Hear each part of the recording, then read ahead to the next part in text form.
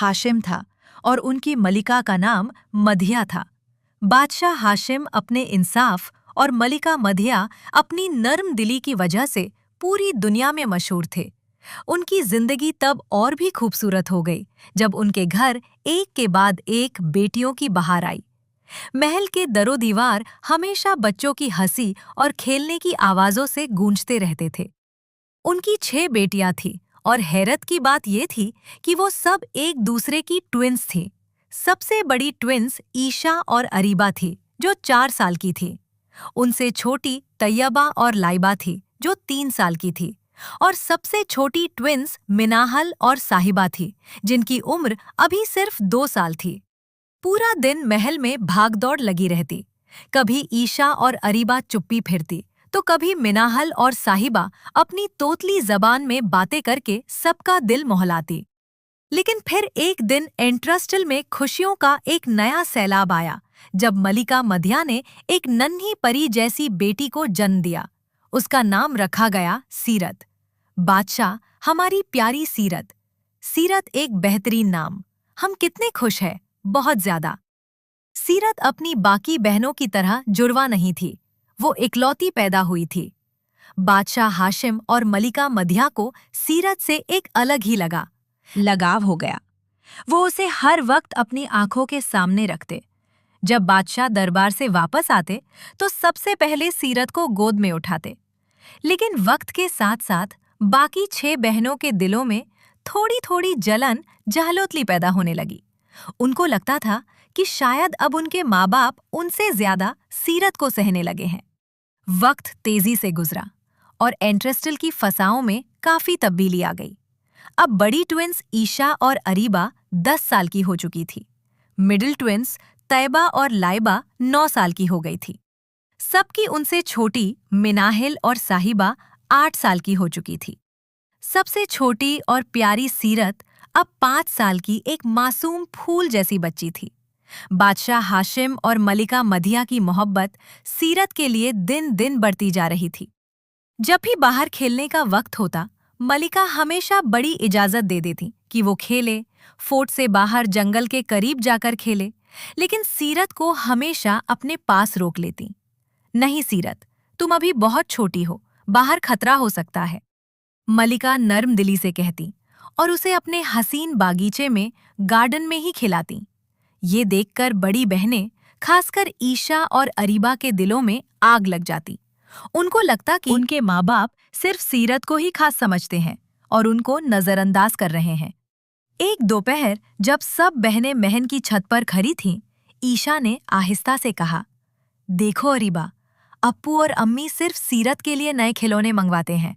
अगर ये हमारे रास्ते में ना होती तो सब हमसे पहले तशा प्यार करते। अरीबा ने सोच में डूबते हुए सिर हिलाया और कहा, हमें इसे हमेशा के लिए अपने रास्ते से हटाना होगा। जब ये नहीं रहेगी तो हम फिर से महल की लाडली बन जाएंगे। उन्होंने बाकी चारों बहनों तैयबा, लाइबा, मिनाहिल और साहिबा को भी अपने साथ मिला लिया। उन्होंने एक खतरनाक मंसूबा बनाया कि अगली सुबह वो सीरत को बाहर ले जाएंगे और कभी वापस नहीं आने देंगे। अगली सुबह जब सूरज की पहली किरण महल की खिड़कियों से दाखिल हुई तो ईशा और अरीबा ने अपनी बाकी 4 बहनों को इशारा किया। उन्होंने बहुत ही मीठी जबान में छोटी सीरत को जगाया। सीरत, मेरी प्यारी बहना, उठो। आज हम तुम्हें एक ऐसी जगह ले जाएंगे जहां तुमने पहले कभी कदम नहीं रखा। ईशा ने मुस्कुराते हुए कहा। सीरत ने अपनी मासूम आंखें मलते हुए पूछा, कहाँ आपी? क्या मम्मी और अप्पू को पता है? अरीबा ने फौरन बात संभाली, नहीं, ये एक सरप्राइज है। वहां परी रहती है, ढेरों खिलौने हैं और मीठी कैंडीज के दरख्त है। अगर तुम चलोगी तो हम सब मिलकर खेलेंगे। मासूम सीरत उनकी बातों में आ गई और उनके साथ सुबके से महल के पिछले दरवाजे से निकल गई। वो सब चलती गईं, यहाँ तक कि जंगल के उस हिस्से में पहुंची जहाँ एक पुराना और गहरा कुआं वेल था। इस कुएं के इर्द गिर्द घनी झाड़ियां थीं। ईशा ने सीरत से कहा, देखो सीरत, इस कुएं के अंदर देखो, वहां परियों का शहर नजर आएगा। नीरद ने कुएं के किनारे खड़े होकर अंदर झांकने की कोशिश की। ईशा और अरीबा ने मिलकर उसे जोर से धक्का दे दिया। सीरत की एक चीख निकली और वो गहरे अंधेरे कुएं में गिर गई। बाकी बहनें खौफ से थर-थर कांप रही थीं, लेकिन जलन उन पर हावी थी। वो सब भागती हुई महल वापस आईं और रोने का ढोंग एक्टिंग शुरू कर दिया। जब बादशाह हाशिम और मलिका मदिया ने उन्हें रोते देखा तो परेशान हो गए। क्या हुआ? सीरत कहाँ है? बादशाह ने गर्ज कर पूछा। ईशा ने आंसू बहाते हुए झूठ बोला। अब्बू, हम जंगल में खेल रहे थे कि अचानक एक खूंखार शेर आया और वो हमारी प्यारी सीरत को उठाकर ले गया। हम उसे बचा ना सके। ये सुनते ही मलिका मदिया घश खाकर गिर पड़ी और पूरे महल में मातम बिखर गया। अंधेरे और ठंडे कुएं में गिरती हुई सीरत ने डर के मरे अपनी आंखें बंद कर ली थी। उसे लगा कि अब सब खत्म हो गया है, लेकिन अचानक उसे महसूस हुआ कि वो पानी में नहीं बल्कि किसी नर्म और नाजुक रोई कॉटन जैसी चीज पर गिर है। उसने डरते डरते अपनी आंखें खोलीं तो वहां का मंजर ही बदला हुआ था। कुएं के अंदर एक बहुत ही हसीन और परनूर रोशनी फैली हुई थी। उस रोशनी के दरमियान एक बहुत ही प्यारी परी खड़ी थी, जिसका नाम अरबाब परी था। अरबाब परी के चेहरे पर एक सच्चा सुकून था। उसने सीरत को प्यार से उठाया और उसके आंसू पोंछे। नन्ही शहजादी, डरो मत, अल्लाह तुम्हारे साथ है, अरबाब परी ने निहायत नर्म आवाज में कहा। अरबाब परी ने अपने जादू की छड़ी घुमाई और देखते ही देखते उस पुराने कुएं के अंदर एक खूबसूरत और आलीशान कमरा बन गया। वहां हर तरफ फूलों की खुशबू थी और दीवारों पर सोने गोल्ड का काम हुआ था। अरबाब परी ने सीरत को बताया कि वो यहाँ तन्हा नहीं है। परी ने सीरत को सुकून देने के लिए उसे कुरान पाक की तालीम देना शुरू की। बिस्मिल्लाहिर्रहमानिर्रहीम, अल्हम्दुलिल्लाह। रब्बिल आलमीन सीरत का दिल अल्लाह की याद में लग गया। वो दिन भर नाते रसूल पढ़ती और कुरान की तिलावत करते। वो डर गईं, लेकिन समीर ने निहायत सम्मान से कहा, आप डरे मत, मैं रक्षा का शहजादा हूँ। आप कौन हैं और इस कुएं में कैसे आईं? शहजादा समीर सीरत को निहायत सम्मान के साथ अपने खूबसूरत महल रक्षा ले आया। जब बादशाह उजैर और मलिका रुखसार ने सीरत को देखा तो वो उसकी मासूमियत और उसके चेहरे के नूर से बहुत प्रभावित हुए। सीरत ने उन्हें अपनी पूरी दास्तान सुनाई, कैसे उसकी बहनों ने उसे धोखा दिया और कैसे अरवा परी ने उसकी हिफाजत की। बादशाह उजैर ने मुस्कुराते हुए कहा, बेटा, तुम हमारे लिए एक बरकत हो। आज से ये तुम्हारा ही, आज तेरा ही घर है। शहजादा समीर, जो पहले ही सीरत की आवाज का दीवाना था, अब उसकी सूरत और खूबसूरती देखकर उससे शादी करने का फैसला कर चुका था। लेकिन इस महल में एक और लड़की भी थी, अलीना। अलीना शहजादा समीर की कज़न थी और बचपन से ही उससे शादी के ख्वाब देख रही थी। जब उसने देखा कि समीर एक अनजान लड़की सीरत की तरफ माइल अट्रैक्टेड हो रहा है, तो उसके दिल में नफरत की आग भड़क उठी। अलीना ने अपने कमरे में बैठकर सोचा, ये कुआं से आई हुई लड़की मेरी जगह कैसे ले सकती है? मैं इसे इस महल से निकाल कर ही दम लूंगी। उसने सिपाहियों के दरमियान अफवाहें फैलना शुरू कर दी कि सीरत कोई जादूगरनी है। सिपाही मोहम्मद और अली, जो महल के दरवाजे पर पहरा दे रहे थे, उन्होंने अलीना को अजीबो-गरीब हरकतें करते देखा, लेकिन वो चुप रहे। अलीना ने अब एक निहायत ही घटिया साजिश तैयार की थी ताकि सीरत को बादशाह और मलिका की नजरों में गिरा सके। वो नहीं जानती थी कि सीरत की हिफाजत करने वाली कोई आम हस्ती नहीं, बल्कि एक सच्ची परी थी। एक सुबह जब पूरा पैलेस अभी सो रहा था, अलीना ने अपने कमरे से निकलकर दबी पांव मलिका रुखसार के प्राइवेट चेंबर का लॉक किया। मलिका का प्रेशियस और डायम से जरा क्राउन ताज वहां टेबल पर रखा था, जो उन्हें बहुत अजीज था। अलीना ने डरते डरते वो क्राउन उठाया और तेजी से सीरत के रूम की तरफ भागी। सीरत उस वक्त प्रेयर और दिलावत से फारिग होकर रेस्ट कर रही थी। अलीना ने खामोशी से वो ताज सीरत के पिल्लों के नीचे छुपा दिया और बाहर निकलकर शूटिंग शुरू कर दी। दोहाई है, क्वीन का क्राउन चोरी हो गया है। पैलेस में कोई थ्रिफ्ट दाखिल हुआ है। नॉइज सुनकर किंग हुसैन, प्रिंस समीर और गार्ड्स हुसैन और अदील फौरन वहां पहुंच गए।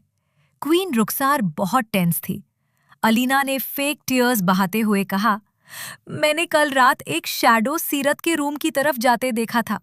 कहीं ऐसा तो नहीं कि जिस लड़की को हमने वेल से निकाला वही सीरत निकली? प्रिंस समीर को अपनी ईयर्स पर ट्रस्ट नहीं आया। मैं उसके ऊपर लॉजी मांगी। आई एम सो सॉरी सीरत, मैंने तुम पर शक नहीं किया था, लेकिन ये सबूत, एविडेंस हमें धोखा दे गया। सीरत ने खामोशी से सिर झुका लिया। उनकी आंखों में आंसू थे, लेकिन दिल में सुकून था कि अल्लाह ने उसकी हिफाजत की। किंग उजैर ने फौरन ऑर्डर दिया, अलीना को इस पैलेस से निकाल दो और उसे डार्क डंजन, काली कोठरी में बंद कर दो, जब तक कि अपनी गलतियों की माफी नहीं मांगती। अलीना रोती रही, चिल्लाती रही, लेकिन गार्ड्स उसे खींचते हुए ले गए। अरबाब परी ने सीरत को देखा और मुस्कुराई। सब्र का फल हमेशा मीठा होता है सीरत, अब तुम्हारी लाइफ में सिर्फ खुशियां आएंगी। अलीना के जाने के बाद महल में एक बार फिर सुकून आ गया। किंग उजैर और क्वीन रुखसार ने फैसला किया कि अब वक्त आ गया है कि प्रिंस समीर और सीरत की शादी धूमधाम से कर दी जाए। प्रिंस समीर की खुशी का कोई ठिकाना नहीं था, क्योंकि वो सीरत की सोल और उसकी ब्यूटीफुल वॉइस से बहुत पहले ही मोहब्बत कर चुका था। पैलेस को किसी दुल्हन की तरह सजाया जाने लगा। Everywhere there were flowers and golden lights. Seerat के लिए स्पेशली पेरिस से सिल्क और प्रेशियस स्टोन्स वाला वेडिंग ड्रेस मंगवाया गया। अरबाब परी ने भी वादा किया कि वो शादी में जरूर आएंगी और सीरत को अपनी ब्लेसिंग्स देंगी। लेकिन इस सेलिब्रेशन के दौरान किंग उजैर ने एक खास इनविटेशन किंगडम ऑफ एंटरसोल को भी भेजा। उन्हें नहीं मालूम था कि एंटरसोल के किंग हाशिम और क्वीन मधिया ही सीरत के रियल पेरेंट्स हैं। सीरत का दिल धक धक कर रहा था। वो सोच रही थी, क्या मेरे अब्बू और अम्मी मुझे पहचान पाएंगे? क्या मेरी सिस्टर्स ने अपनी गलती रियलाइज की होगी? इनविटेशन मिलते ही किंग हाशिम ने एक्सेप्ट कर लिया। उन्होंने सोचा कि शायद इस वेडिंग में जाने से उनका वो गम हल्का हो जाए। साल पहले सीरत के खो जाने से शुरू हुआ था। उनकी 6 बेटियां ईशा, अरीबा और बाकी सब भी तैयारी करने लगीं। ये सोचे बगैर कि वहां उनका सामना उनकी उस मारी हुई बहन से होने वाला है, जिसे उन्होंने कुआं वेल में धक्का दिया था। शादी का दिन आ गया। The wedding day arrivaled. Draksha का पैलेस लाइट्स और डेकोरेशन से चमक रहा था। किंगडम ऑफ एंटरसेल के किंग हाशिम, क्वीन मधिया और उनकी 6 बेटियां ईशा, अरीबा, तैयबा, लाइबा, मिनहेल और सहबा रॉयल गेस्ट बनकर वहां पहुंच चुकी थी। जब निकाह का वक्त आया तो प्रिंस समीर के साथ ब्राइड को लाया गया। सीरत ने एक लंबा वेल निकाह पहना हुआ था। किंग हाशिम और क्वीन मधिया की आंखें नम थी। उन्हें अपनी खोई हुई बेटी की याद आ रही थी। अचानक प्रिंस समीर ने रिक्वेस्ट की, सीरत, क्या तुम एक बार फिर वही नात पढ़ सकती हो जिसने मेरा दिल जीता था? सीरत ने जैसे ही अपनी ब्यूटीफुल वॉइस में नात पढ़ना शुरू किया, किंग हाशिम और क्वीन मधिया के होश उड़ गए। वो आवाज उनके लिए बहुत फेमिलियर थी। सीरत ने अपना वेल उठाया तो पूरा दरबार उसकी ब्यूटी से हैरान रह गया। किंग हाशिम से बोले, सीरत मेरी बेटी। बड़ी बहनें ईशा और अरीबा खौफ से थर-थर कांपने लगीं। Started travelling with fear. उन्हें लगा कि शायद उन्होंने कोई घोस्ट, भूत देख लिया है। किंग हाशिम भागते हुए अपनी बेटी के पास गए और उसे गले लगाकर रोने लगे। क्वीन मधिया ने उसके माथे को चूमा। प्रिंस समीर ने सबके सामने अनाउंस किया, किंग हाशिम, ये वही लड़की है जिसे आपकी बाकी बेटियों ने कुआं वेल में धक्का दिया था। इन्होंने आपसे झूठ बोला कि उसे शेर, लॉयन खा गया है। ये सुनते ही किंग हाशिम का गुस्सा आसमान पर पहुंच गया। उन्होंने फौरन अपनी सह बेटियों की तरफ देखा, जो अब शर्म और डर से सर झुकाए खड़ी थीं। वो सीरत के पैरों में गिर गईं और माफी मांगने लगी। हमें माफ कर दो सीरत, जलन, जेनोसिटी ने हमें अंधा कर दिया था। हमें अपनी गलती का एहसास हो गया है। मैं इन सबको माफ करती हूँ। सीरत की दरिया दिली, जेनोसिटी देखकर सबकी आंखें नम हो गईं। किंगडम सब एक हो चुकी थी। सीरत ने नातखानी जारी रखी और उसकी आवाज पूरी दुनिया में सुकून फैलाती रही। अगर आपको हमारी कहानी अच्छी लगे तो लाइक, शेयर एंड सब्सक्राइब जरूर करें। Thanks for watching my videos.